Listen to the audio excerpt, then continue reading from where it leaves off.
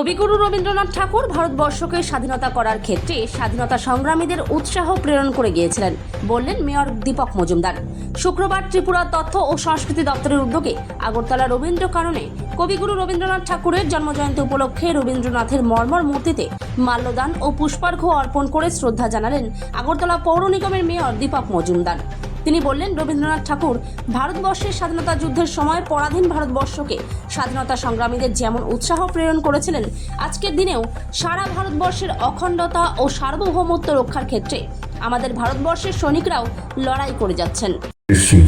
আমি কবি গুরু রবীন্দ্রনাথ অনেক অনেক প্রণাম জানাই।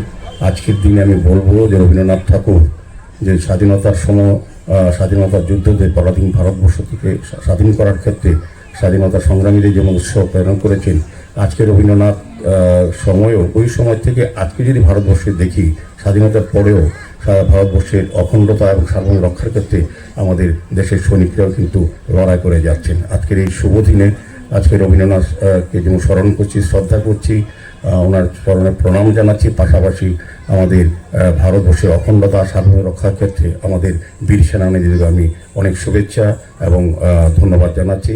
আমার আশা থাকবে রবীন্দ্রনাথকে নিয়ে আমরা যত বেশি চর্চা করব তত বেশি আমরা সমৃদ্ধ হব এবং বর্তমান প্রজন্ম আগামী রবীন্দ্রনাথের চিন্তা ভাবনা, তার নাটক, তার সৃষ্টি, তার কলাকে অন্তত সুন্দরভাবে তুলে ধরার সরকারের পাশাপাশি সকলকে এগিয়ে আসতে হবে, এই কথাগুলি বলে